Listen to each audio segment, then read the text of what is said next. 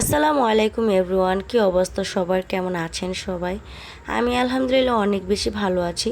তো আজকে আপনাদের জন্য নিয়ে আসলাম একদম সহজ পদ্ধতিতে কিভাবে নৌফেল দই বানানো যায়। যারা আমার মতো দই অনেক বেশি পছন্দ করেন তাদের জন্য আজকের ভিডিওটা অনেক বেশি হেল্পফুল হবে আশা করি।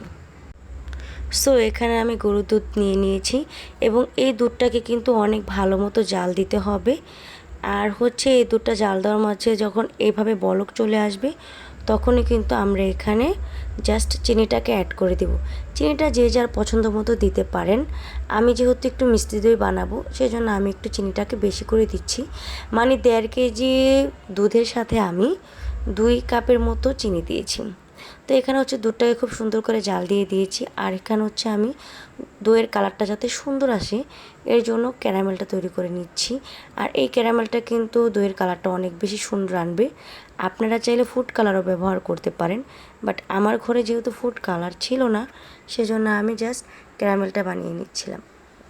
আর ক্যারামেল বানিয়ে নিলেও কিন্তু দইটার কালারটা অনেক বেশি সুন্দর আসে। বাট যারা আরেকটু কালার চাচ্ছেন তারা অবশ্যই ফুড কালারটা ইউজ করতে পারেন। আর এই 25 টাকা বা 30 টাকা দামের কাপ দই।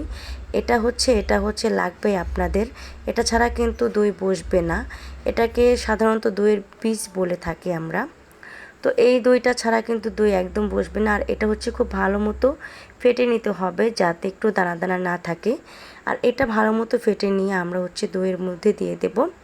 অবশ্যই দইটা হাতে যেমন সহ্য হয় ওরকম গরম অবস্থাতে কিন্তু দইটা দুধের মধ্যে দিয়ে দিতে হবে। এরপরে এই যে আমি যেই পাত্রতে দই বসাবো সেটার মধ্যে দুধটাকে ঢেলে নিলাম। তারপর একটা ফয়েল পেপার দিয়ে সুন্দর করে র্যাপ করে নেব।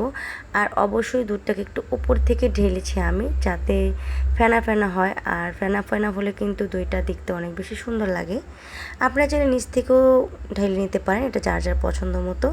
আর আমার রেসিপি ফলো করলে কিন্তু আপনাদের একদমই মিস হবে না দই বানানো বা দই বসবে না এমনটা হবে না। তো এখানে আমি ফয়েল পেপার দিয়ে খুব সুন্দর করে মুড়িয়ে নিয়েছি। এরপর নিচে আমি মোটা একটা তোয়ালে বিছিয়ে এরপর উপর দিক দিয়ে তোয়ালাটাকে খুব সুন্দর করে ঢেকে দিচ্ছি।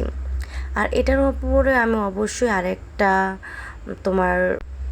কম্বল দিয়ে দেবো। আর এখন যেহেতু অনেক বেশি গরম পড়েছে তো দই বানানোটা কিন্তু অনেক বেশি সহজ হয়ে গিয়েছে। আর দই পাতলেই খুব সুন্দর করে বসে যায়।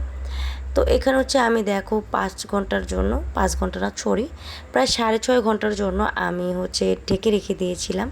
তারপরে এখন আমি দেখতে আসলাম যে আমার দইটা কেমন বসেছে।